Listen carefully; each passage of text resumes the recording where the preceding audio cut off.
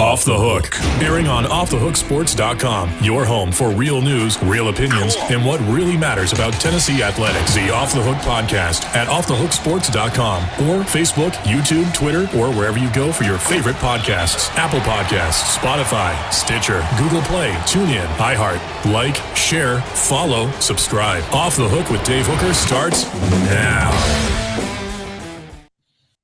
Look at this. We're off and rolling on a football Friday. He is Amanda LaFratta. I'm Dave Hooker, and we've got a monster show to get to today, and we're going to visit with Jonathan Crompton, former Tennessee quarterback, Caleb Calhoun, our own incredible beat reporter for the Vols, and also we are going to have maybe a little bit of Josh Ward. I think we'll throw some Josh Ward in there with the sports animal. So we're loaded for bear. If you have any questions for Caleb Calhoun, he's as dialed in as anybody I know. We're going to get up with him here just momentarily. So if you got any questions about the matchup with Tennessee Pitt, what I need you to do is go ahead and put those in right now so that we can get to Caleb and we can get him some questions. I got plenty of questions. I'm sure you do too. But first, good morning to you. The Down and Dirty at 30 is brought to you by... Good morning, Dave. Oh, good morning, Amanda. Sorry, how are you? Lord, have mercy. I know. How are you? Before the show, I love Fridays, and not because necessarily we get the day off because we work tomorrow. I just love looking back on the week and what's happened and a lot of exciting things at Off the Hook Sports. So excited I didn't say hello to you. I know. I was just sitting here like, hey, man, how are you this morning? Good? I'm That 5 o'clock production meeting got you? We were in the 5 a.m. production meeting, and Amanda specifically said sometimes you get going too fast and you don't say hi to me. And I said, that's my bad. It's because I'm scatterbrained. And so I violated the rule again. Slap on the hand. I apologize. It's going to get dirty. Down and Dirty at 30, brought to you by Big Orange Phillies. Big Orange Phillies, you're home for football this weekend. That's where you need to be. Kick it there the whole day, noon to midnight. Absolutely love it, and I promise you will. The fantastic wings, the fantastic food, they have it all at Big Orange Phillies. It's on Maynardville Pike. It is easy to find in North Knoxville, easy to get to from Halls or also Maynardville. So the Down and Dirty at 30, before we get to Caleb Calhoun, I want to run through this. Obviously, the NFL starts last night. I know you were pretty tuned into the game. I passed out a little bit early, but ultimately, when you talk about the game last night, I thought the Bills were pretty darn impressive. Josh Allen is actually, I haven't told you this, probably my favorite player to watch in the NFL. Any quick thoughts on the game before we get to Caleb Calhoun? I mean, honestly, the first half was so sloppy. It was terrible. I mean, the first half, the turnovers, I mean, just the back and the forth, and I mean, it was 10 to 10 at halftime. So what it tells me is that you go into the locker room, the Bills had an answer for everything, the Rams did not. So that to me is coaching. That's a coaching, because clearly the Rams have the talent. I don't know why that would be the case, but the Bills coming, 31, winning, I think 31-10 was the final. Yep, 31-10 was the final. Yeah, and Rams scored 0 points after the first half. How do you do that? I remember a lot of teams that got fat and happy after winning the Super Bowl. It doesn't happen as much now because we think of Tom Brady and the Patriots, but there were a lot of teams that did that. And then you have Dallas Cowboys quarterback Dak Prescott saying that his cleats made his surgically repaired right ankle feel, quote, uncomfortable. You would think they would figure that out before practice. But let's go ahead and get to the balls. And it is Caleb Calhoun joining us now. And Caleb is just fantastic. You got to check out his coverage on offthehooksports.com. He will have a fantastic rapid reaction on the game Saturday. And he's just sporting the most awesome beard ever. Good morning, Caleb. How are you, sir? Pretty good. How's it going, guys? Yeah, we're doing well. So let's dive right into it. Again, if anybody has any questions that you want to ask the group here, especially Caleb, who's incredibly dialed in with Tennessee football, then go ahead and do so. Go ahead and post on that message board, and we'll get you involved and get your questions answered. But Caleb, let's start with they call it the third phase of the game, and that is special teams. That's what you wrote about last night, or posted yesterday afternoon, I should say. And is this an advantage? Does Tennessee have an advantage in special teams over Pitt, or do you think maybe that's a one-up for Pitt? Your thoughts on the special teams matchup? Well, we honestly don't know. Pitt returns its most of the unit for its return game from last year, whereas Tennessee is still trying to figure out how to replace Velus Jones, who handled kickoff and punt returns last year and was pretty elite on both. I'm not going to read too much into the first game, but Jimmy Holiday, I actually do have faith in the return game, but there was a huge miscue on one return. There was an illegal block that spotted Tennessee at the 6-yard line. We forget it because I think Tennessee went 94 yards and scored a touchdown on that drive anyway. But I think that we didn't see anything in terms of punt returns. I don't think there was one punt that was returned. Last year, Trey Flowers backed up Velus Jones on the punt return unit and was never really that good. And Mike Eckler, the special teams coach, is still pretty cagey over who he wants to use a punt return. He said on Wednesday, we've got a bunch of guys, D. Williams, Trey Flowers, Jimmy Holiday. But whenever someone says we have a bunch of guys, I don't know, me just dealing with interviews in the past, I take it as that means I haven't found somebody good at it yet. Yeah, the Dallas Cowboys and the San Francisco 49ers and the Atlanta Falcons didn't say we have a bunch of guys when they had Deion Sanders. Exactly. Yeah, they said we have Deion Sanders.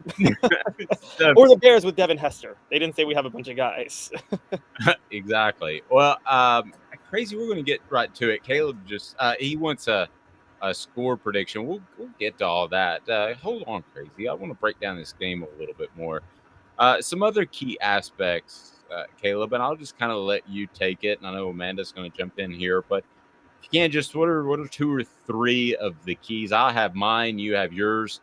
What will determine who wins this game on Saturday in the Johnny Majors Classic? Well, I mean, I think the biggest one, and I mean, I hate to be cliche, I hate to do this, but it's going to be which quarterback plays better. You've got Keaton Slovis was an all Pac-12 caliber quarterback before he transferred to Pitt and was really efficient in that first game against West Virginia. They didn't throw it as much as they did last year with Kenny Pickett, but he averaged, I think, 12.5 yards an attempt, threw a touchdown, no turnovers. And obviously Hendon Hooker, Tennessee fans have been making the case that he should be a dark horse Heisman candidate all offseason. And I'm thinking if he was going to live up to that case, this is the game to do it. Last year Hooker came in the middle of the game, actually played relatively well until late in the game where there was that 4th and 1 red zone stop against Pitt. And I put a lot of that on him. He made the wrong read on a running play on that stop, and then he threw the interception. I think again, the biggest one is quarterback play. This is where if Hendon Hooker is going to have a Heisman case at all, this is the type of game where he's actually got to show up and, put on one of his memorable performances. I think another one is the pass rush. All the talk is about, I think it's overrated that Tennessee didn't get a sack against Ball State. I think if you really paid attention to Ball State's, to the flow of the game and how they called the game, the Vols did get pressure. The sack stat can kind of be overrated. Everybody talks about Pitt's pass rush. They did get 5 sacks on Tennessee last year, but, they just gave up 5 sacks against West Virginia too. And despite what we saw from Tennessee against Ball State, we know they have good pass rushers. We know what Byron Young and Tyler Barron can do. And I think Hooker's he seems to be a little bit better this year in terms of his pocket presence and getting rid of the ball. And Slovis showed a lot of problems with that against West Virginia. So even though that would seem to favor Pitt, I actually think it's more of a toss-up who has a better pass rush in the game. Amanda, I know you were going to go. Can I ask one from the message board real quick that was a follow-up? John said, what will our defense have to do to get pressure on the quarterback? So that's what you were just talking about. He said blitz Burrell since his coverage is suspect. I don't know they're going to run a corner blitz a lot, but I don't know that they're necessarily going to have to manufacture a pass rush with blitzing. I think they'll kind of fill it out in the first quarter, but you got to be kind of selective, I would think, with your blitz packages. You don't want to get beat downfield. I agree. I'm not so sure they're going to have to dial up any blitz packages either for this pass rush. More than anything, I think part of it is Keaton Slovis was holding on to the ball too long at certain times. So, you may not need to get to the quarterback that quickly in this game. And so, I'm with you. I think I would see how the flow of the game is with the first quarter, but I'm not so sure they would have to blitz. I want to defend Warren Burrell for a minute. I think his coverage is suspect when he's the number one cornerback. He was actually pretty solid most of last year when he was playing second fiddle to Alante Taylor. I think the problem is Tennessee has not found a number one cornerback this year. And that was another one in the offseason where they kept saying a bunch of guys, which is, again, code for we don't have anybody. Yeah, that's what it seems like that is always code for, is that, hey, we have a bunch of guys that can do this, meaning we don't have anyone that stands out that can actually do this. Exactly. So we know that Pitt has changed offensive coordinators. We know that Cignetti has come over, I think, from Boston College, and then you have Whipple leave for Nebraska. How do you think that's going to be different for Tennessee? I think it's going to be a total clash of tempos. Last year with Whipple, they actually ran more plays per game than Tennessee. They ran like 76 plays a game last year with at Pitt. This year, and I'm not so sure if it's the personnel change along with the offensive coordinator change, but against West Virginia, they won the time of possession battle by about 5 minutes, and they ran only 62 plays.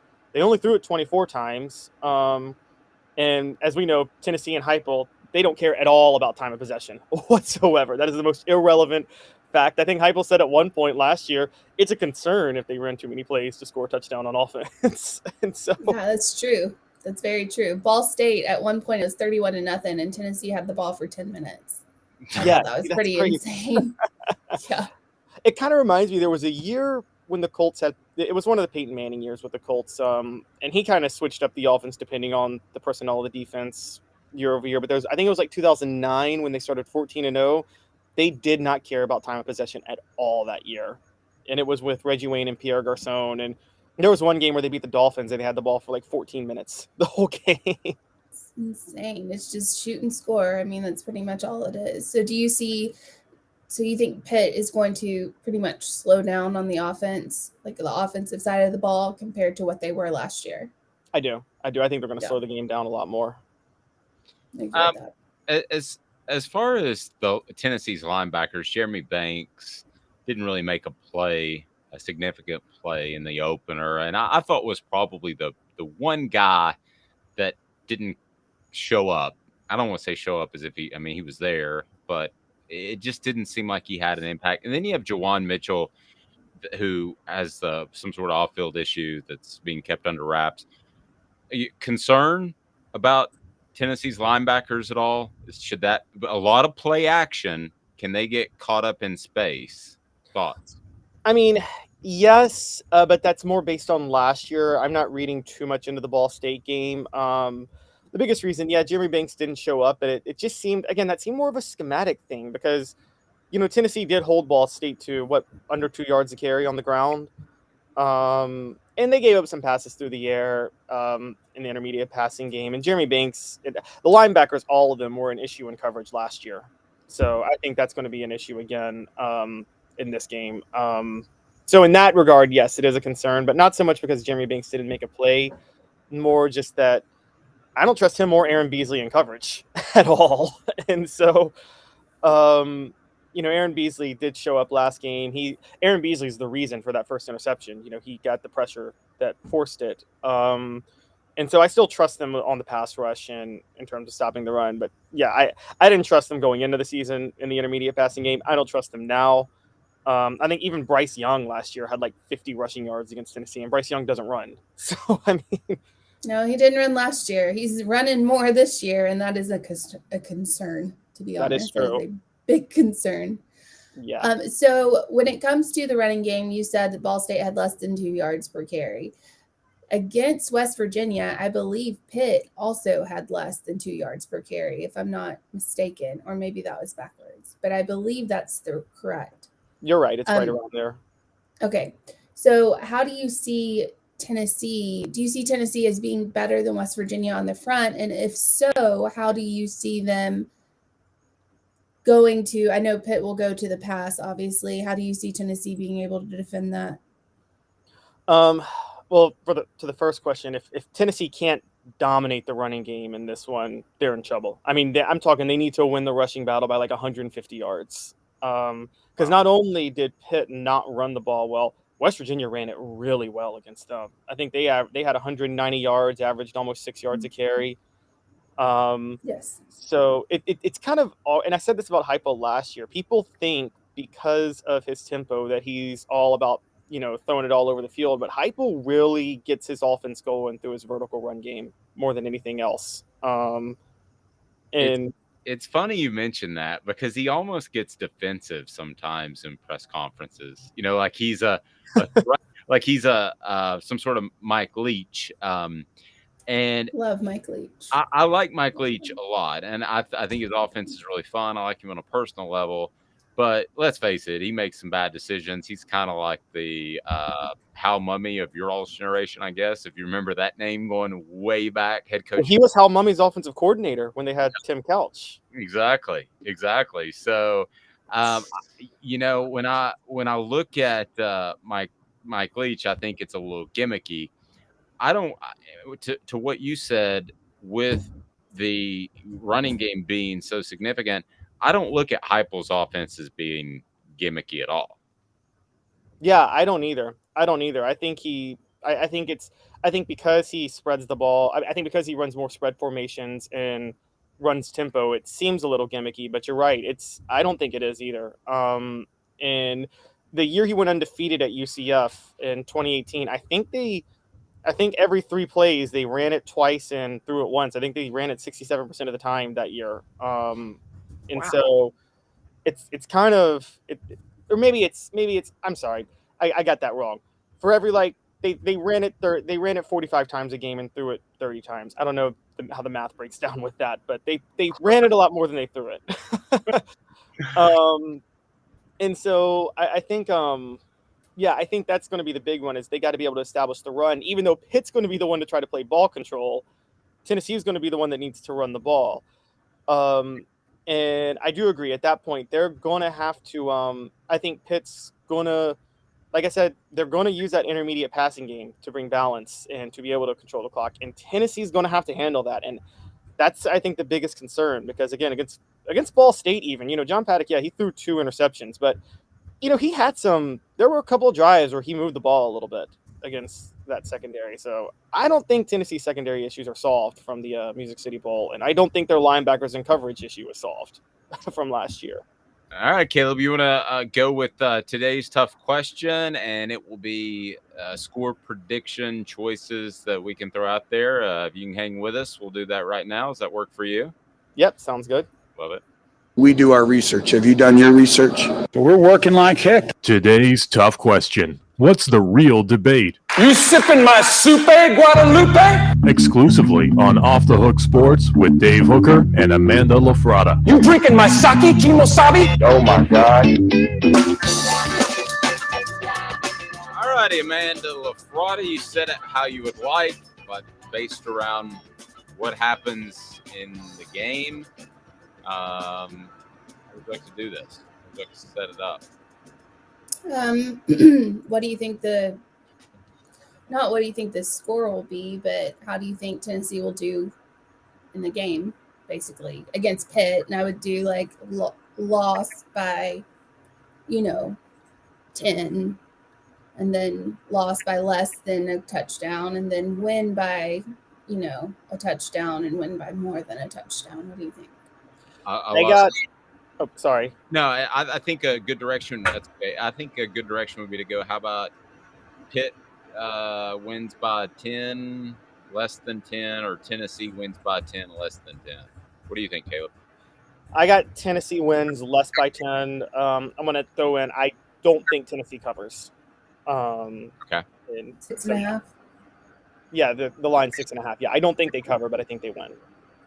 Okay, so we'll break it up. Pitt wins by 10, Pitt wins by less than 10, and then same for Tennessee. So we'll get to our predictions a little bit later in the program. Amanda and I we'll go ahead and throw that out there. So we want you to vote and on that on our Twitter poll, and we certainly appreciate that. So, Caleb, look forward to the game on Saturday. Your coverage is always fantastic, and I don't know if you got anything planned for today, but if you do, now's a good time to tease it. I'm kind of keeping an ear to the streets on the news on what's happening. So we'll see how it goes from there. I'm going to keep that in suspense. he's on top of it. Caleb's keys could be something. I think we just came up with Caleb's keys. But it doesn't start with a K. But alliteration. I like alliteration. Alliteration I like knowing the. You don't like the I like the double letters. I don't like. You don't like the cacophony of that alliteration? I don't. I just like the double letters. Let's just do Caleb's catches or something of that nature. Caleb's a bit of a scribe. What did you think of the usage of the English language right there? Cacophony? You don't hear cacophony on the day. Yeah, no, I don't. I'm still committed to the Oxford comma as much as AP Styles abandoned it. Me too. My Thank you. Both Yes. Amanda and I have had this conversation. Let's not do it during the show. Have you seen those shirts though, Caleb? About like where it takes the Oxford comma out and it's like ends up being a terrible thing.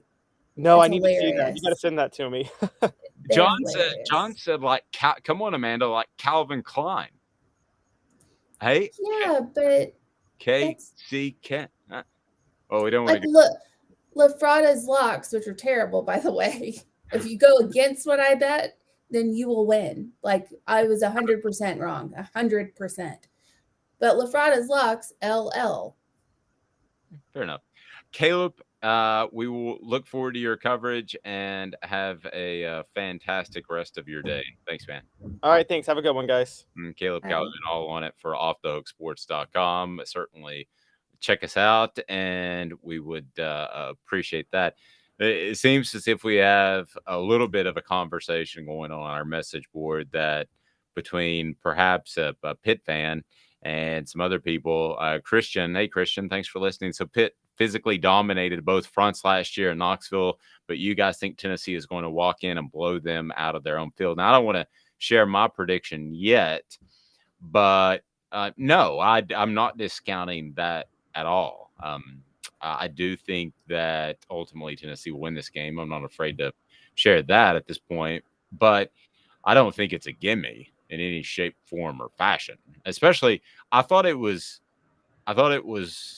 more of a surefire win before I saw Pitt. Not that they were fantastic, but just the fact that I thought Slovis played well. Yeah, I'm a big fan of play action, even in this day and age that nobody runs that anymore. So, Amanda, the latest point spread was what, 5, I believe? Is that, or did it move at all? I thought it was 6.5. 6.5? Okay, well, I'll look that up. But Pitt fans love me. They think that I am so knowledgeable and just great. And the best thing ever. No, I'm kidding. They're terrible. Oh. They're mean. They are mean people. I told you to stop following those. Stop. I'm not. But I'm just saying, like, they are mean people. Yeah. Well, they live in an absolutely terrible city. That's fair. Enjoy that. That place is one big fair. dump, Christian. Now, I will not say that Tennessee's going to blow you away on your own field, but I will say that you need to move tomorrow because that place is a heck hole. I don't know. Good news. There's like tunnels and stuff that go around town. I could not wait to get out of that place. Covered a quarterback camp. Couldn't drive out of there fast enough. My wife was there. She was the same way. She's like, let's get out of here as soon as we possibly can. We got to go. I did cover the 13-year-old kid that Lane Kiffin offered. Do you even remember that story, by the way? Yes, I do. He ended up playing receiver at West Virginia, even though he committed to Southern Cal. I don't know what's going on with that dude, but I wrote a story. That was the strangest thing. That dude was he was the son of a very, very rich person, and bear with me, and we're going to get to Josh Ward, but he was the son of a very, very rich person. So this person basically built a high school. They had 50 people enrolled. Every single one played football, and they had teachers that were certified, and they got treated like absolute kings. So it's like NBA in Nashville. Montgomery Bell Academy. That's kind of how they are. But Lane Kiffin was looking at the long game here. I don't think he was after the kid. I think he might have been after the dad's money. Maybe he wants the kid to be a coach. But donations. That's a real possibility. But so I Christian's saying nobody likes driving in Pittsburgh, but after last year's game, I'll take Hines over Neyland any day of the week. Ooh, he just on here to start something today, ain't he? I love it. I'm here for it, man. Christian says also that I think it's a close game. Also would not expect 6-0 line and 35-plus carries for Slovis to sling it around. I think they will. I think, but it's going to be based off play action. It's funny how we're talking a lot about quarterbacks, but both teams are actually based off of the running game, which I know seems to throw people off when you say that, as Caleb alluded to about Josh Heupel, but that ultimately is the case. So today's tough question is up on our Twitter feed. Please follow and go ahead and vote on that. We'll give you a breakdown. So feel free to share with us too. In our message board, Tennessee wins by 10, less than 10. Pitt wins by 10 or less than 10. So it is the line is Tennessee is favored by 6. Favored by 6. So we'll see where that goes. Also, we'll talk more SEC football. As you can imagine, a big weekend on tap as a lot of teams are getting real this week. And then in just a matter of moments, we will be joined by former Tennessee quarterback Jonathan Crompton. So looking forward to that. Stay tuned. We're back in 2 minutes. Tell us about Big Orange Phillies, Mr. Biles. Biles here. I want to personally invite you to North Knoxville's newest sports bar and restaurant. It's Big Orange Phillies, located in Black Oak Center. And yes, folks, it's happening in Halls. Big Orange Phillies offers family-friendly environment with homemade meals and the best deli-style subs around. Billiards, darts, jukebox, shuffleboard, and cornhole, and a full bar. We also offer valet parking on weekends and during special events. We even have a covered back patio. It's happening at Big Orange Phillies. We want, we need, and we appreciate your business. Hi, Mike Davis here with City Heating and Air, reminding you to always dare to compare. Our team provides quality local heating and air service, installation, and maintenance across East Tennessee. We use only the best equipment like American Standard heating and air conditioning for your residential, new construction, or commercial needs. Honesty, dependability, and customer satisfaction have been the cornerstones of our business since 1961. City Heat and Air. Dare to compare. This is Al's Dish Barbecue Supply, so come on in and see all the different rubs and sauces we have, plus a complete line of Green Mountain grills. Don't be overwhelmed.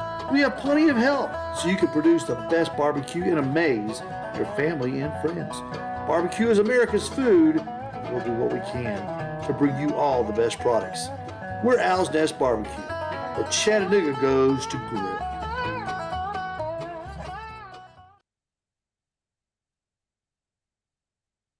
Do you want to own the more that owns every job? Then get to Vassey Lawn and Garden in Cleveland and get you a Toro. I'm David Vassey, here to talk to you about Toro.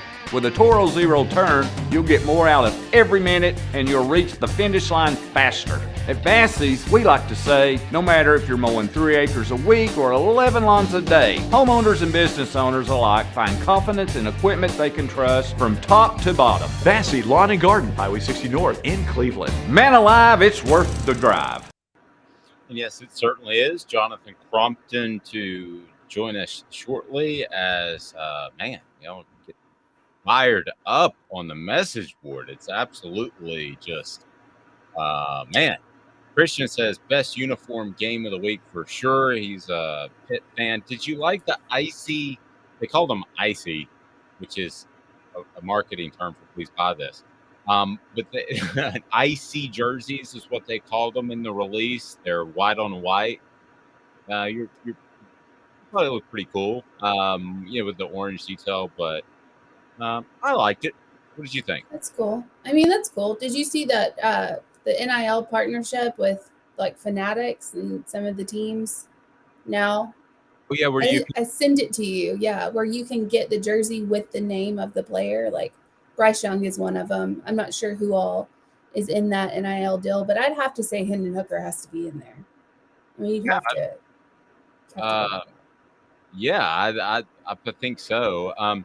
I will be honest with you. I'm not a big uniform guy. There were times, and I know people would think I'm absolutely crazy, but I had to actually think at one point if Tennessee wore orange at home or away. And I know that sounds insane, but I know basketball's opposite, or is it No, it's baseball. Baseball's opposite. So,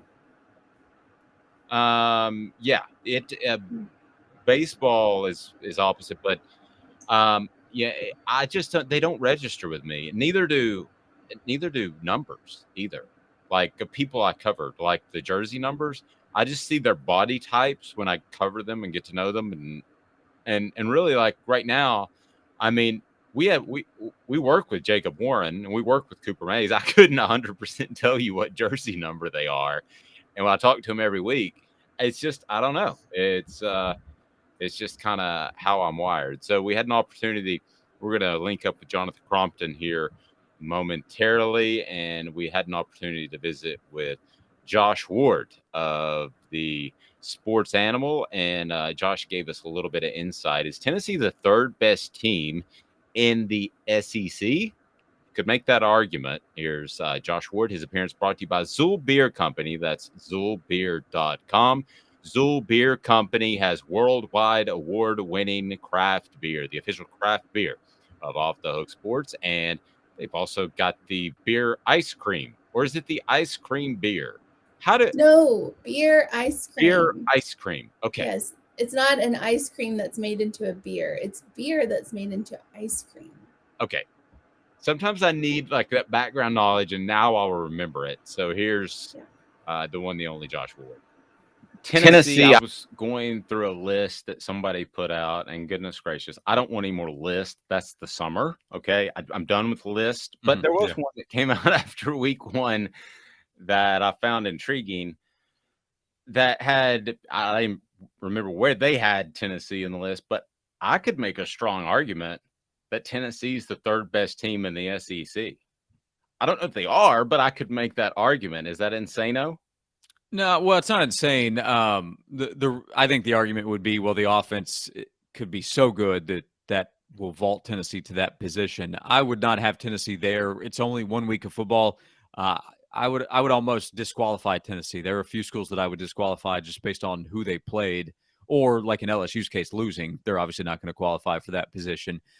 Florida, I moved up in my own personal ranking that we did on our radio show this week, just because I saw them beat a team that's ranked in the top 10. I know it's a preseason ranking, but it's not like Utah is a chump team. That's a solid team that's well coached, and that's an impressive win for Florida. There's no argument otherwise. So Alabama and Georgia are obviously the top 2. You choose the order. It's really more of a 1A, 1B. But there are several teams. I think Arkansas, Texas A&M, Florida, and Tennessee you can throw into the conversation, but I need to see Tennessee against Pitt, and I need to see Tennessee beat a quality team before I'm ready to say that the team that went 7-5, 7-6 with the bowl loss is now the third best team, with questions that just haven't had a chance to be answered yet. Answered some questions against Pitt, get a nice win on the road, and I think the conversation becomes a lot more real. But Florida beating Utah, Arkansas beating Cincinnati, and what Sam Pittman's done there, And then Texas A&M's. It's really about the roster. I mean, quarterback's a real question. That's a real question for Texas A&M still. But the roster, they're so loaded. They, to me, have to be a part of that conversation too. Josh, I'm about, I think about 3 years older than you. Is that right? 3 times a certain number, yeah. Yeah. Okay, so my main memory was growing up was a Johnny Majors walking the sideline. And my main memory on Sunday mornings was just the most awesome coaches show in the history of man with John Ward, no relation. But it was just fantastic. I'm curious, being you are a little over a decade younger than me. What are your memories of Johnny Majors? Because at the time that you were really into football, you probably saw some of Majors, but you saw the transition, and Fulmer was probably the guy at your age. Am I right? Yeah, those are probably my strongest memories, is around that time, the transition. And I was still younger, so not knowing some of the stories that I'm well aware of now from that transition. But yeah, in terms of that time, watching the transition, and to me, I'm sure it was just a natural transition of, okay, here's this assistant that's taking over, and he's a former Tennessee player himself, and what did I know? So Heath Schuler and how great he was as a quarterback at Tennessee, and then of course what happened after that. The memories get a lot stronger of following. But yeah, so I was born in '85, so in that time I'm in the 7-8 year old range, and I did have the great fortune of getting to know Johnny Majors a little bit, worked with him some, and he did some work with our radio station. So I had the great fortune, I mean that, to be around him in later years. And yeah, I loved him. I thought Johnny Majors was great. No, he certainly was. And we're going to get to Jonathan Crompton right now. We appreciate Josh Ward, again, brought to you by Zool Beer Company. And we certainly appreciate this guy who's got a bit of a history. Yeah, there he is. Jonathan Crompton joins us now. Jonathan, look at him with his picture in the back. Hey, is that Kelly Washington in the back? How you doing, man? I'm good. I can't really see though. I see you, but who's the other player? That one's Arian. I've got a few others around this office. I've got more at home. Typically, I'll be doing this at home, but sure, they're just scattered all over the place. Do you talk to Arian much anymore? Yeah, I haven't talked to Arian in a long time. Kind of one of those things that life kind of gets in the way. You know what I mean? Just especially from that era when you're a teenager, a young adult thinking you're grown, but you're really not. And kind of didn't grow up. Life gets in the way. And last I spoke to Arian, I got a text out of nowhere, text message out of nowhere. And he said, "Hey, this is Arian Foster. I want to be on your show." And I was like, well, that's random. I didn't even have his number. I didn't even believe it was him. So I didn't even call him. And I said, yeah, sure. And so we got him on, and I said, so how are things going there for you in the NFL? And he said, he goes, no, there's something else I want to talk about. And I was like, what? And he said, well, I've heard you've been talking trash about me, which I tell the truth, John, but you know me, I don't talk trash. Okay. And it was totally untrue. I was doing the show with Terry Fair, and Terry Fair backed me. Oh. But before it got to that point, he said, so I've got an idea. And I'm like, uh-oh. And he goes, Lord. He goes, how about we go to a boxing match and we work things out? And John, I think I can handle myself against most people, but I'm not pretending to handle myself against a Division I athlete, in particular him. Well, you know what's funny? That it makes a lot of sense, because I don't know if our coaches really knew this. I didn't partake. We'll just say that. But there were some guys that they were like, yep, we're going to have a boxing match here in the locker room. We're going to do the damn thing. Fight Club. And just put the gloves on. Kind of, I don't know if it was, like I said, I didn't partake. I don't know how long it actually, how many years it actually happened. So it makes sense. Wow. I would have really gotten my rear beat. Really. I think, if I'm not mistaken, I think it only happened a few times the first like 05, 06 maybe. But yeah, so all right, makes sense. Yep, he wanted to beat me up, not the first. Hey, you know what? It's that saying, not the first won't be the last. You know what I mean? That's life. That's how we all are. Trust me, I'm in the same boat, Dave. I'm in the same boat. Yeah. I mean, I know I've had John Chavis charge at me. So, I mean, there's been a lot of things that have happened during some tough years. But, Jonathan, let's talk about now. I'm curious what you thought of Tennessee in the opener. And then let's spin it forward to what you think about Pitt. Just wide open, your thoughts. Take it where you wish. Cool. All right. Well, opener went kind of as expected. I mean, Ball State, they came out knowing we were the better team. Let's call it like it is. This time last year, I don't think we would have expected that performance, because we didn't know what to expect. So I think for the most part, we played really well. What was it, 38 at half? Mm-hmm. Even with the sometimes not so great play, I don't care who you are, you're going to take 38 points at half. You know what I mean? Like so for everybody that's like, oh, well, we should have done this, we should have done this, dude, it's 38 points at halftime. Like there's always going to be something to correct. So I think we played well for game one. And I did say last week during the either the halftime or post-game show, I totally agree with – I was flipped back and forth between the Pitt game, if Pitt and West Virginia and timeouts and commercials. And one of the announcers for the Pitt-West Virginia game was like, you know what I love about college football? There's no preseason game. Week one is your let's roll it out there and see how we play. I love that personally. I think that's great, especially if you play a bigger opponent week one or week two. You're getting the kinks out. So week one was, as we expected, fast pace. I would say we had a little too many errant throws versus false starts, because in this offense, we know we're going to get false starts. We play so fast. So the throws that were high are a carryover from last year, but that's also, and I've been very open about it, I don't think that is necessarily on Hendon. I think that is the mechanics that they're making him and all the quarterbacks have with their feet. That's a whole different conversation, though. That's why those throws are going high, is because of the things that they're having to do. And if you watch any quarterback goes into play, they all have the same. We get to a certain base width and we don't move our feet. That's how they teach it. So that, that's, I don't necessarily agree with it, but there's, doesn't mean that I'm right. Let me ask you this. I'll watch for that on Saturday. That's really awesome insight.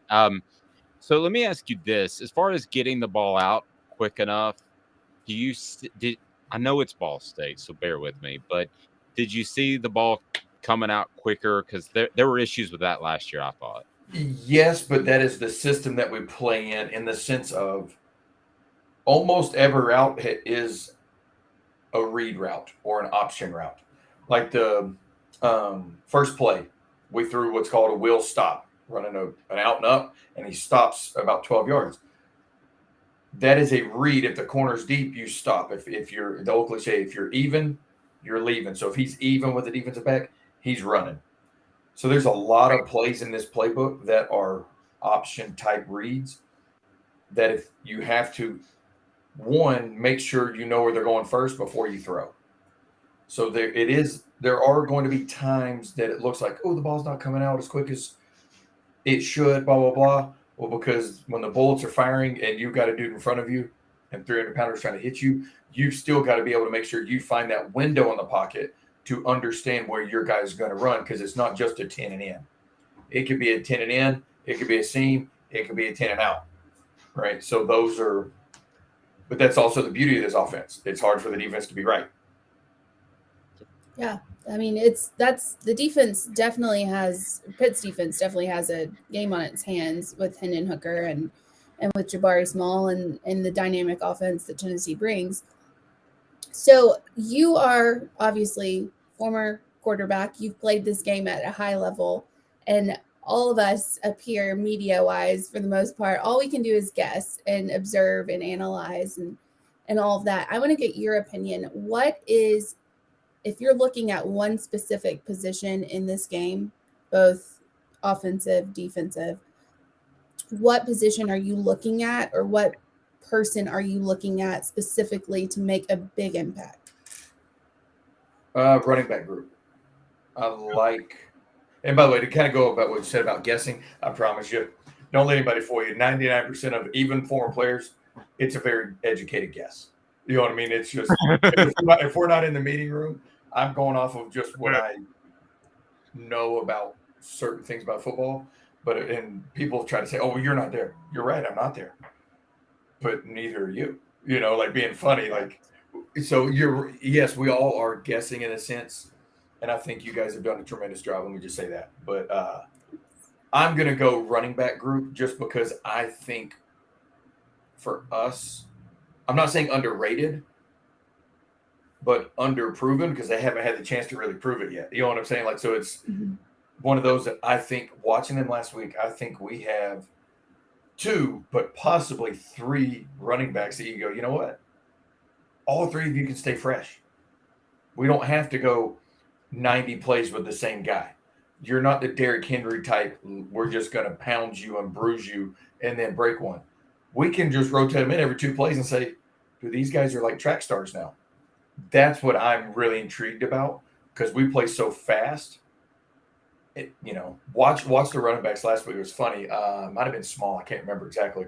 After like 4 plays, get me out because we're going.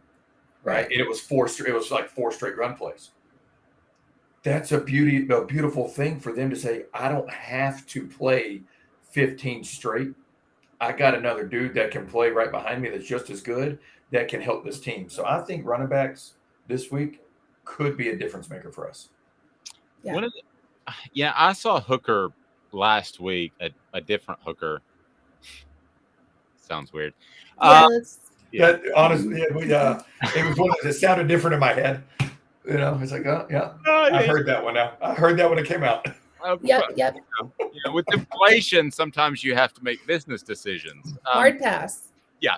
I saw a different Hendon last week that was more composed and as opposed to last year when he's kind of thrown in there and then suddenly he is the starter. And I'm curious if you saw that and if there was a moment, I think I know when it might be, or a game in which you felt composed, in particular your senior year where you felt comfortable. Because there's something to be said for going into a game feeling comfortable, right? Yeah. There's a saying playing quarterback, or really playing football, but especially quarterback, you've got to be comfortable being uncomfortable. And that is a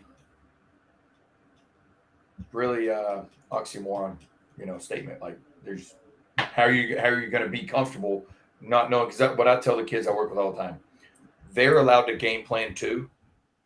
So we have to try to prepare for everything, and you physically cannot. So the best, to me, the most comfortable time is when you've got all your guys healthy, or depending on time of season, healthy for the said game, and everybody's on the same page. Hard part is when you're changing systems every year, it's very hard for every school to do that. That's what I give, like, for instance, New England, I give them credit. When they change a coordinator, you learn my system. That simple, right? Whoever the coordinator is going to learn the New England system, right? It's going to be the same formation, called the same things. There'll be a couple tweaks. We didn't have that. It was whoever came in, we learned their system. And that does make it tougher because everybody learns at a different level. And there's nothing wrong with it. That's one of the beauties of football. That you get so many different guys from different backgrounds and parts of the country, but that's also the downside of football when you do change systems so often. If a system doesn't fit somebody's eye, or if their brain doesn't want to learn the way that they want to, or the coach doesn't like to teach the way he said kids learn, it does make it difficult. So that would probably be the time I felt comfortable the most was when everybody was healthy, finally about halfway through that season, because we had about 3 or 4 starting receivers out the first 4 or 5 games. Well, and the big one was the Georgia game. Played incredibly well.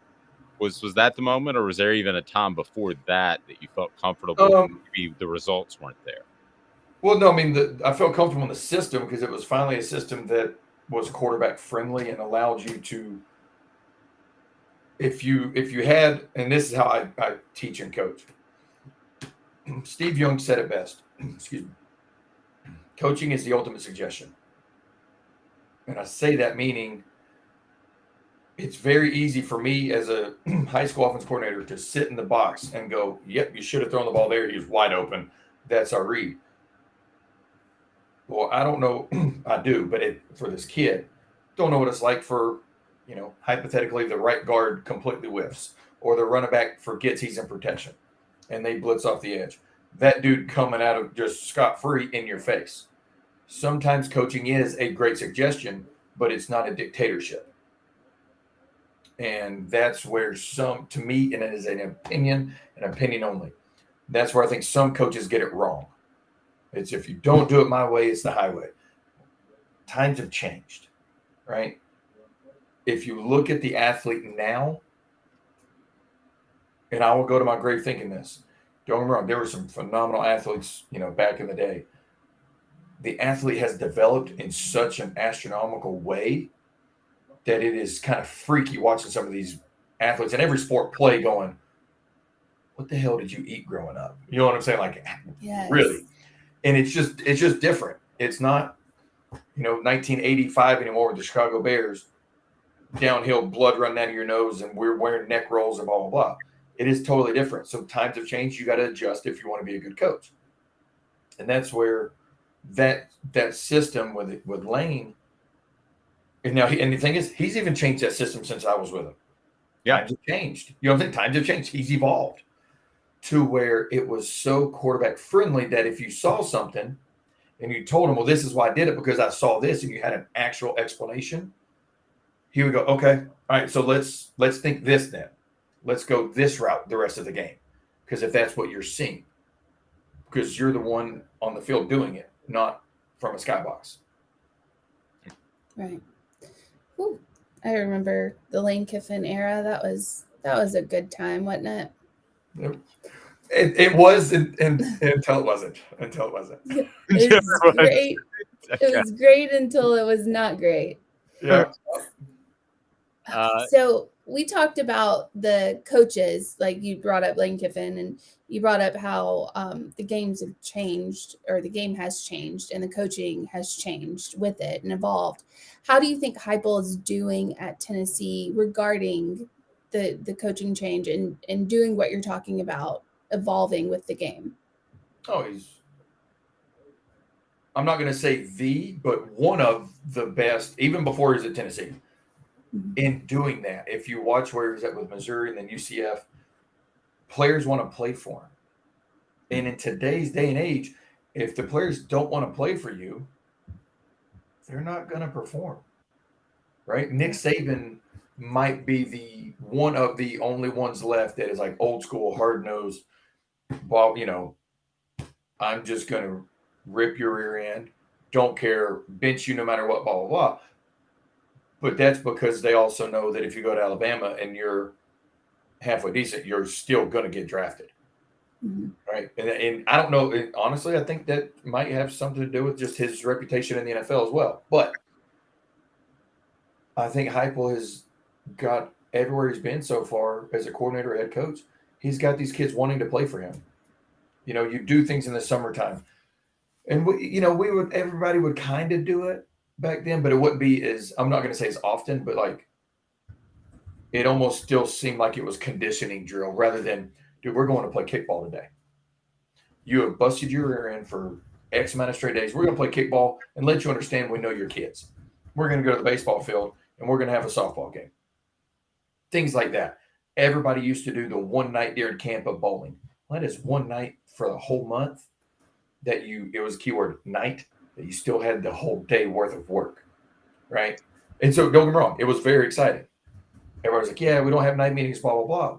But it's, once again, times have changed. You got to get creative on how do you want these kids, and especially in today's world of transfer portal, you got to get these kids to want to stay and or get the kids to want to come to you. And if you look at it, we've done a pretty damn good job at that since he's been here.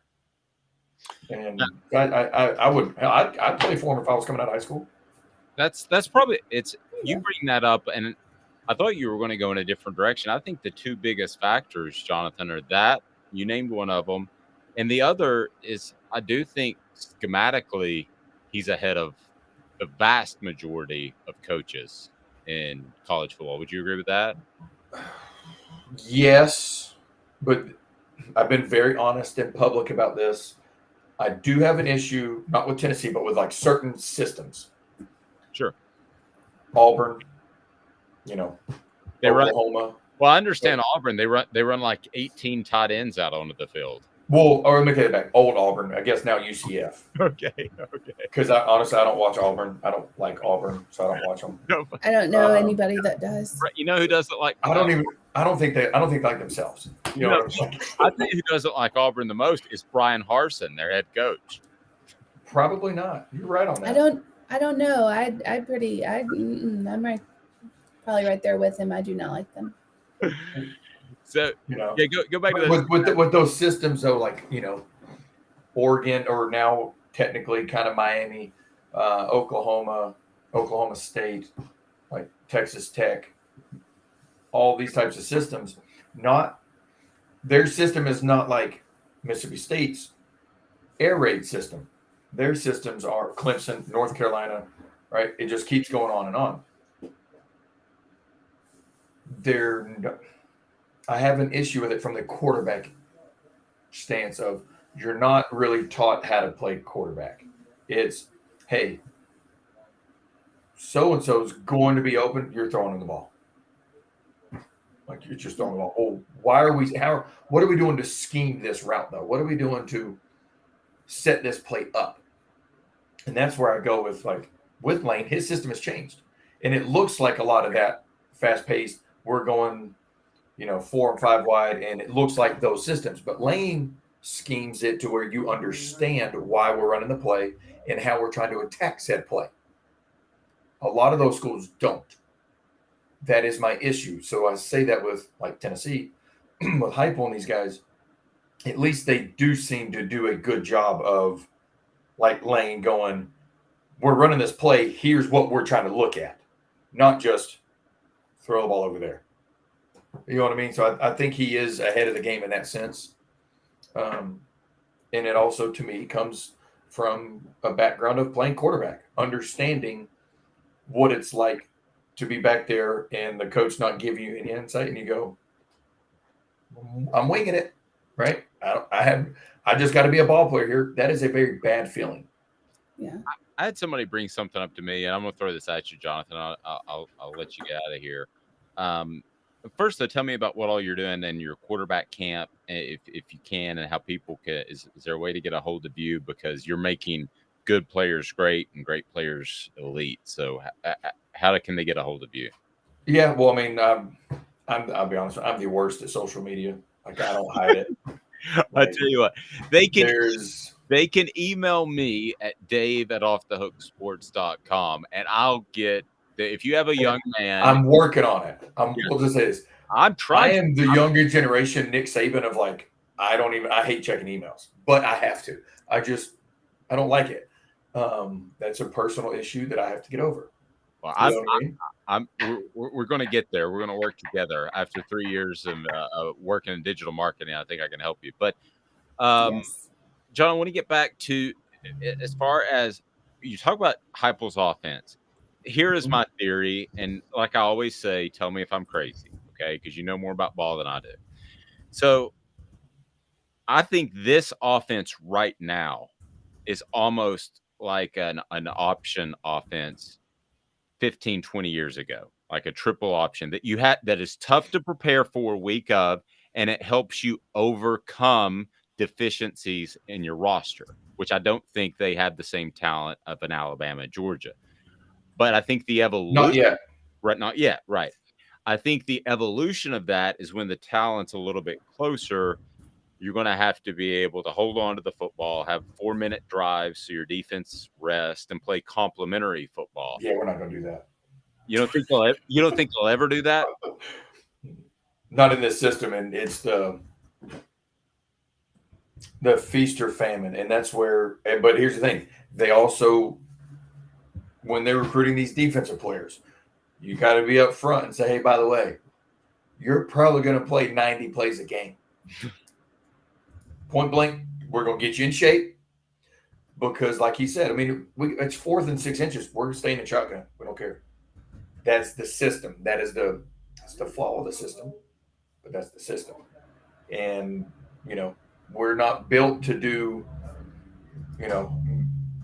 minute 59 left to go. We're up by, 2 on the -20, and they got 1 timeout to kill the clock. We're still trying to roll.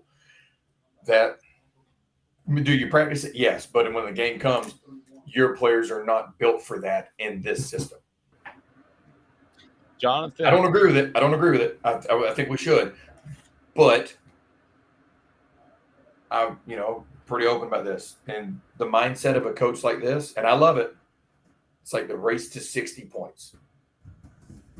Yep. First one to 60 wins. You know what I mean? Like that's kind of like in backyard football. Or basketball, make it, take it, right? You hit a home run and wiffle ball in the backyard, you're still up. That type of stuff. That's just what we're going to do. I hope we evolve into that. I just don't know how well we'll do that because we're built to be track stars. This system is not built to have Derrick Henrys downhill, hold the clock. It is rotate them in and out, and let's just ride. Yeah. Jonathan, great stuff. Your academy, if anybody wants to get up with Jonathan, you can email me at david@offthehooksports.com. And again, he's doing a fantastic job. I also encourage you to check out Crompton Automotive for those that might be watching in the Waynesville area there in North Carolina and near Asheville. So, Jonathan, have a great weekend. Enjoy ball, man. We appreciate the time. I appreciate it. Y'all have a great one. Thanks, man. Jonathan Crompton. It will be interesting to see if that's the next evolution, Amanda, to see if Josh Heupel has a moment that, and he may not. Jonathan could be 100% right, but if he has a moment where he says, I feel like the talent's pretty close here, and I can run a 4-minute drill. Can he win a national championship without ever having that? I don't think he can. I think he can. I don't. I don't think you can. I don't think this is sustainable in terms of wins and losses and never having a 4-minute type of offense. I may be wrong. I mean, football has changed to the point I may be wrong. That's the thing, is that football is constantly evolving. And if as we talked about it, if you had said 10 years ago that this is the type of offense that was going to win ball games, that, Nick Saban was going to turn to a hurry up, kind of pass the ball down the field and not ground and pound, you would immediately have said, you're crazy. There's no way. If you said that defenses were going to give up 500 yards and still win a game, you would have said, no, there's no way. That's not going to happen. Football's constantly evolving. It is. So with that being said, it looks like the style of offense that Heupel's running is really the style that's getting it done. That's winning ball games. So I think that whatever he's doing now is fine. I think he can win a championship like that. I don't see why he couldn't.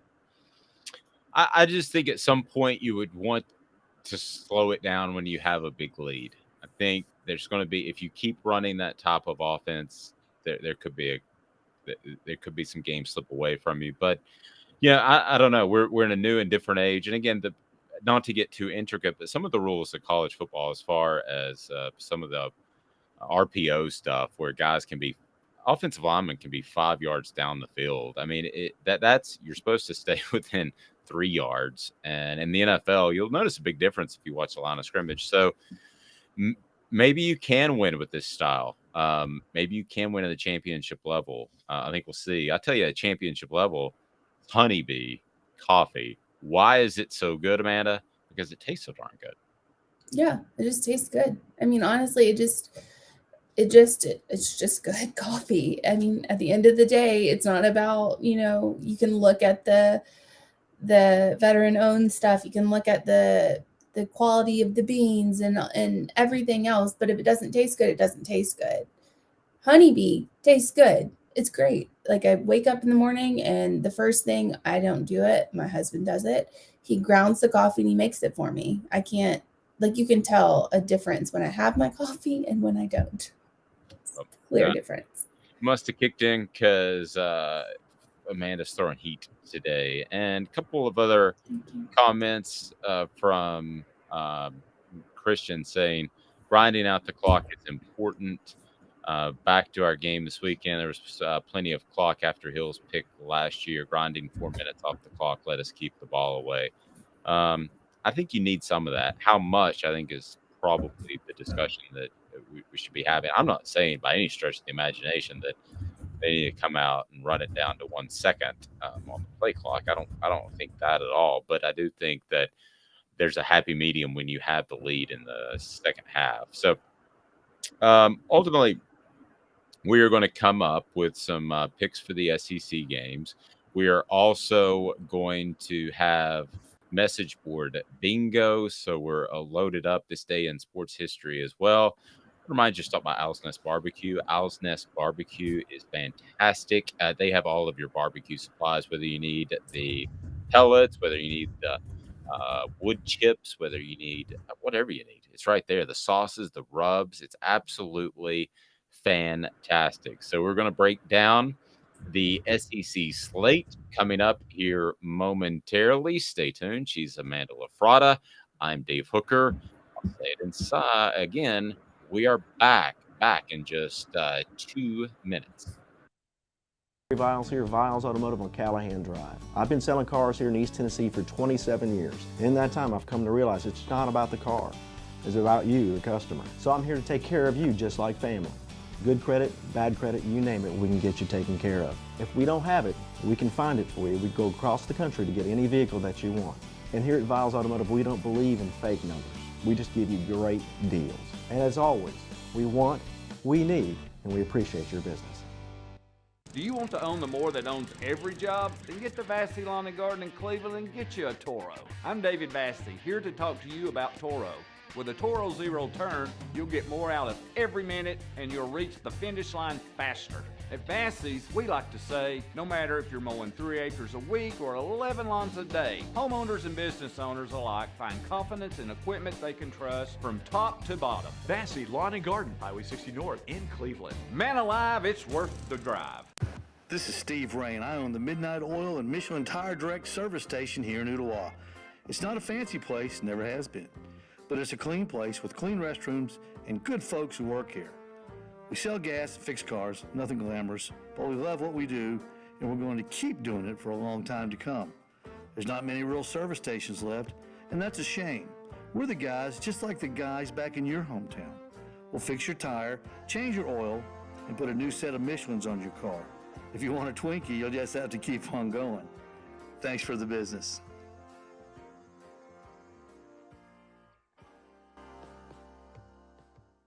Hi, Mike Davis here with City Heating and Air, reminding you to always dare to compare. Our team provides quality local heating and air service, installation, and maintenance across East Tennessee. We use only the best equipment like American Standard heating and air conditioning for your residential, new construction, or commercial needs. Honesty, dependability, and customer satisfaction have been the cornerstones of our business since 1961. City Heat and Air. Dare to compare. Out. What? Do what? Let the dogs out. You know it. Ooh, let the dogs out. Ooh, ooh. Off the Hook, airing on offthehooksports.com. Your home for real news, real opinions, and what really matters about Tennessee athletics.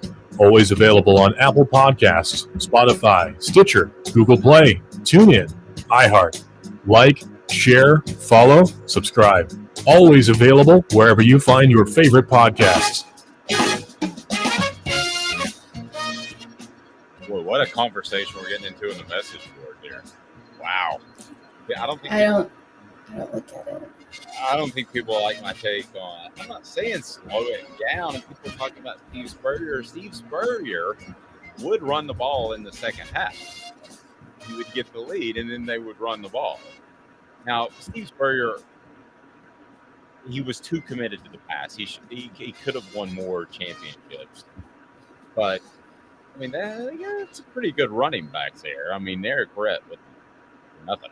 I mean, they had a running attack. I think that is forgotten too many times. I think it's forgotten about Josh Heupel's offense. We're not talking about whether or not they run the ball. We're talking about whether or not you got to think long term. I'm not talking about that game, but if you have a 20-point lead in the third quarter, you start to run some 4-minute offense and slow stuff down. Well, your players are out there less, so they're probably going to be healthier throughout the season. Your defensive players I'm talking about. And I believe that's the way you want to get. I would do that. That would be my direction. But I think it's safe to say that Josh Heupel knows more about football than me. I do know that when my dog gets a little antsy, and it's when there's a storm or when there's fireworks. Somebody shot fireworks on Labor Day. Does anybody else do that? Yeah, somebody did, and I was like, "Stop it! Yeah. July 4th is your day. That's all you get. Stop it. Maybe Memorial Day, none of that. Maybe New Year's Eve. Maybe. Only if you are qualified to shoot the big fireworks and there's a bunch of people like gathered at some kind of party, do you get that opportunity? If not, for the love of everything that is holy, stop shooting fireworks off on random holidays, especially like Veterans Day. Seriously? Yeah, that's like the opposite of what you should be doing. Yeah. And it's not good for our pets. Our pets depend on not being anxious, and that's why they depend on Craft Treats, because Craft Treats has the full spectrum CBD treats that contains minor cannabinoids that increase the benefits of CBD for situational anxiety, and it's absolutely awesome also for your elderly dogs that may have a little bit of arthritis. So, I mean, that does happen. And Amanda, so let's go ahead and take a look at the SEC slate. So we will have our Tennessee pick here in just a moment, but we do want to go through the SEC slate, and are you going to pick against the spread right now, or are you just going to share your picks as a whole? Or I know that your picks are up on offthehooksports.com every Saturday morning. Are you actually going to share those now, or how are we doing this? I'll do general, like what I think is going to happen, and then if you're out there, just bet against whatever I say. No, don't say that. You're going to have a great week. I believe in you. I tell you what. Know. I tell you what I'll do. And I'm not joking about this. I will put $100 on every game you pick. And I do not gamble. I haven't gambled since I was in college, but that's what I'll do. So no pressure. I'm picking 0 games. 0 today. Man's worried her check's gonna bounce next month. Noon, Alabama hosts Texas, a 20-point spread, and there's no Arch Manning there yet. So your thoughts on this game as we take a look at the SEC schedule? I think Alabama is dominant. I think they're a dominant team this year. It seems like they have every aspect covered. I think Quinn Ewers is going to have a tough time against the likes of Will Anderson, especially if he gets through that line. That's going to be a problem for Ewers. And Ewers, I barely knew her. Okay. So we'll continue on. 20 points is a big feat. I think Alabama can do it. I really do. I think they win by 21. All right. Now, I thought you weren't going to give your picks. That you're teasing them to the side. Okay. So, No, I said I was going to give a general idea. I don't know. Beautiful. All right. South Carolina at Arkansas. I'm going to go ahead and share with you. First with the Alabama game. I think they cover as well. I think they're two teams that roster-wise are just completely different, and that's not going to change before Saturday. So, and then we move on to South Carolina at Arkansas. I really believe that this will be the game where, and we'll see, but I think this will be the game where South Carolina it lives down to the hype. I think a lot of people got excited about them. I think that this is a game Arkansas wins. And I think it's an 8.5 point spread. Arkansas is favored by 8.5. I'm not going to really necessarily pick against the number, but I think it is a game they win by a touchdown or so. I think it's a game that they probably have in hand, but we'll see. I'm calling the upset. Calling the upset. All right. Calling the upset. I think South Carolina is going to beat Arkansas. All right. Wake at Vanderbilt as let's just move on. Missouri at Kansas. No, wait. Wake at Vanderbilt. Missouri at Kansas State. Let's just move on. I have to wear a Vanderbilt something if Vandy pulls that off. Oh, if Vanderbilt beats Wake. Oh, yeah, I did see that. Okay. Yes. Yeah. Okay. Well, let's see what happens there. Missouri at Kansas State, Appalachian State at Texas A&M. Any thoughts quickly on those three games that stand out to you? I mean, they don't rile me up in any shape, form, or fashion. Missouri covers the spread against Kansas State. I think that Texas A&M 18.5 over App State. I don't see them doing that. I see Texas A&M. Their defense is just suspect to me. Right. Their quarterback couldn't it was that first half of that game last week before the 3-hour delay. It was rough. Quarterback play for A&M was rough. I mean, not good. Samford at Georgia, and I'm looking at ESPN.com. This pretty much tells you all you need to know. They don't have any pictures of the Samford players. There is no line since it's a Division II, and yes, I know they don't use that term anymore, but I do.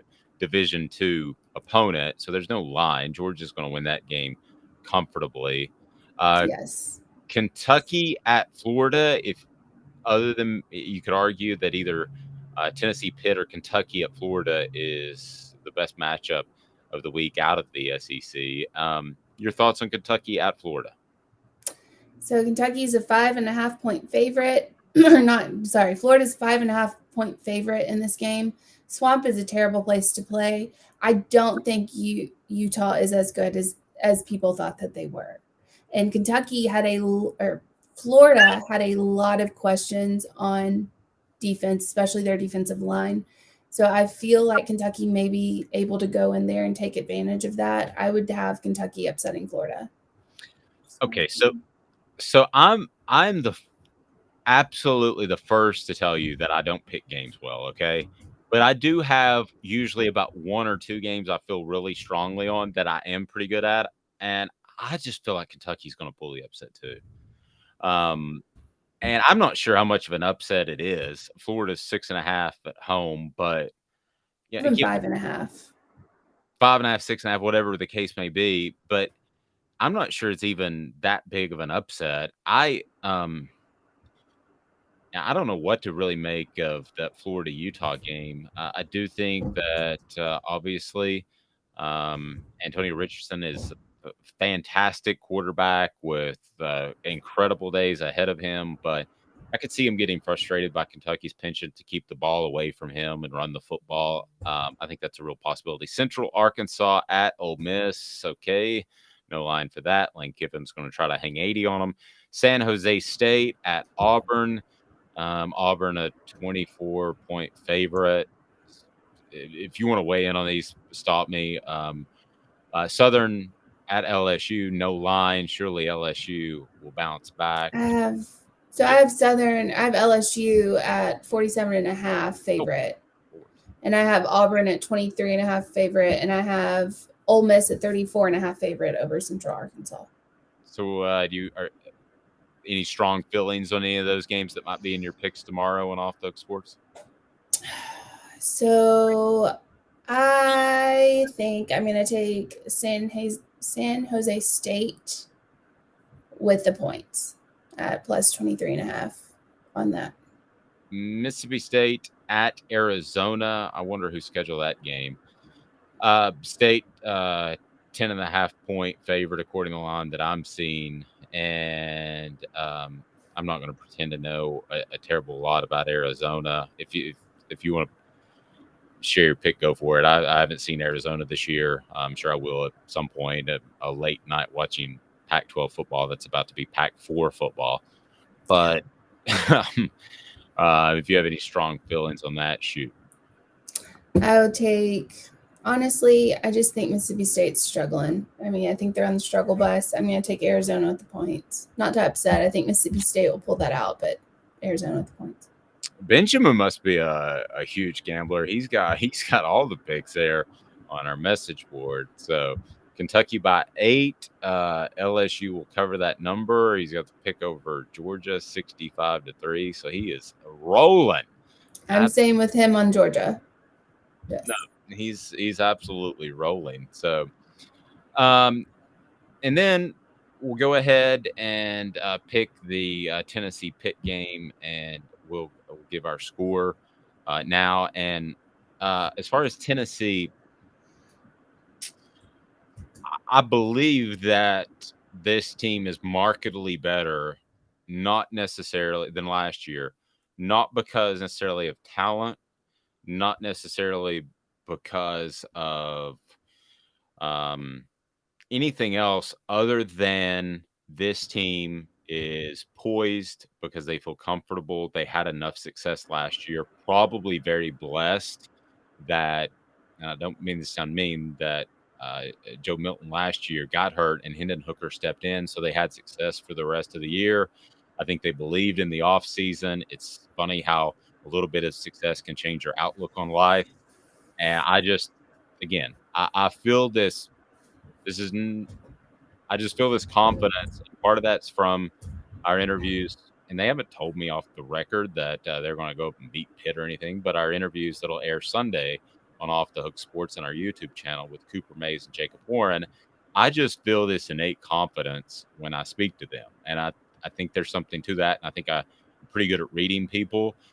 And at the end of the day, this offense showed me enough in terms of poise where I think they're ready to take another step. So I think this is a significantly better Tennessee team, but I think it's a Pitt team that took a step back from a year ago because obviously you have a first-round pick and a Fred Biletnikoff winner that are no longer there. You have a new offensive system. Tennessee had a new offensive system last year. It's tough to implement that in a year. So my pick before we get to message board bingo would be I think Tennessee wins this game and has it circled, and actually it wins big.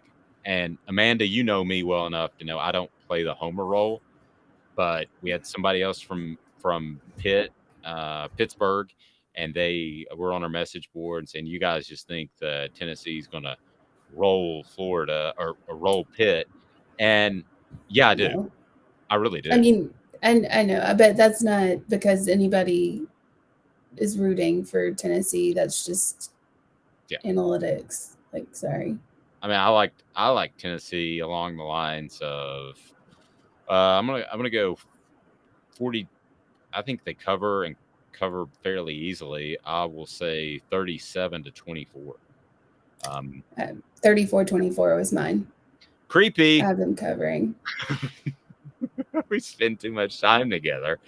All right, it is time for message board bingo.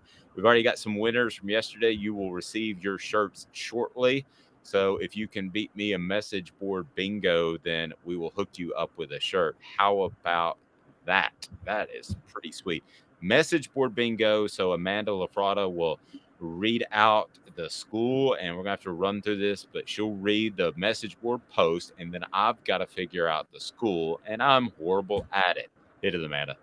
All right. So I have 4 today, and 3 of them are SEC schools, so I'll start with those. That's right. So they're talking about a game coming up, and it said it's 10 a.m. for them. Eastern time zone teams may struggle a bit, even though it's only an hour back. Guys up at what would normally be 5 as opposed to 6. Gosh. That would be a Texas poster. No, that's Arkansas. My bad. Alabama's also in the Central Time Zone. Yeah, that's Arkansas, who cannot do time zones because the game is not at 10. It is at noon Eastern time. Right. 11 Central time. You know what's funny is when I've had to go to California, like the 3-hour time difference, I can just do it in my head, and I can say 10 and 7, and it's just simple. But the 1 hour always throws me off. Apparently you and this Arkansas fan. Yeah, we're the 2 idiots that can't figure out an hour. He's like, it's 10 a.m. there. No, sweetheart. No, it's not. All right, here we go. What do we got? Message board bingo. I'm 0-1. All right, so maybe this will sound dumb. Wait, that's not the right one. Okay, I'm sorry. This is not a SEC school. It's an SEC game. It's not an SEC school. Maybe this will sound dumb, but in my experience, people that are willing to go to the edges with their appearance generally don't feel pressure / expectations the same way normal folks do. I think he'll be fine playing a really good team, and frankly, he's got so little to lose. Just go sling it and do your best. I'm going to go with Texas again, and yours. Did I get it? Yeah. This might be my favorite analysis I've ever seen on this sub. Mullet power forever. Yeah. So I'm 1-1. I feel good about that. Yeah. Good Here for we you. go. All right. Message board bingo rolls on, and you guys got to get up there quicker now because I'm suddenly decent at this game. All right. Here we go. I was told that Texas and Oklahoma will never play a game in the SEC because there is some behind-the-scenes work to have a football-only league that has 36 of the major teams agreed to join in this within the next 2 years. They would break away from the NCAA and would be football only. The catch is that all of the teams would agree to basically set a salary cap of $30 to $50 million for NIL, and each team would be capped at that to level the playing field with the new NIL challenges. Would make sense as to why Texas and Oklahoma haven't already paid the $80 million penalty fee to have already joined the SEC this year. Ouch. That's a tough one. It's a lot. I gotta get a hint. I told you it's SEC school. That's all the hint you get. You don't get more hints. Okay. I will go with South Carolina. Texas A&M. Who would be a part of like a Texas Oklahoma conversation? I know. I was lost and confused on that one. All right. So again, last one. Daniel guessed. Oh, I'm not going anywhere. Daniel guessed Missouri. So it wasn't Missouri. All right. So we got one more message board bingo. And now. And again, non-SEC school. Apparently, there was a breakout of COVID at a game last weekend. Okay. Said, yep, wife and I both sick. First time for me also. Don't love it. Sacrifices have to be made to yell the team to victory. I don't know where the breakout in COVID was. You didn't give me a lot of insight. That's your fault. Well, when I think of people getting sick, I think of Florida. So I'm going to go. Everybody I know that has gone to Florida over the past few weeks came back with COVID. And even my son like 2 months ago. So I will go Florida. It was actually Florida State. Going to Baton Rouge or New Orleans. I think it was in New Orleans. And I came back from New Orleans in 2018 after watching Alabama Clemson play. Almost like seriously, 3 days after, I felt like I was dead. It was the 2018 flu strain B. That thing almost killed me. COVID had nothing on that thing. Ooh, Lord, that was terrible. Got an LSU story. I'm not sure if I should share. Sounds weird. The Mattress Place brings you message board bingo. 22 years on Chapman Highway, Marine Corps veteran owned, A+ accredited member of the Better Business Bureau. Over 225 5-star reviews on Google. A huge selection of mattresses and no gimmicks, just 30 to 70% off every day. So they're on Chapman Highway, which you may think sounds like it's far away, but it's not. It's just a couple of miles away from downtown and campus, and it's just fantastic prices and everything, and people that you can trust. So this day in sports history, Amanda LaFratta, where are we going with that? Because I'll be honest with you, sometimes I peak in my insomnia, and I'm interested to see which direction you go. So this day in sports history. I mean, I thought you also did this, but apparently not.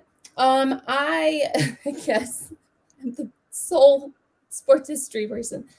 So I'm going this day in sports history. One of the most infamous things that ever happened in his career at college, Baker Mayfield. Oh, okay.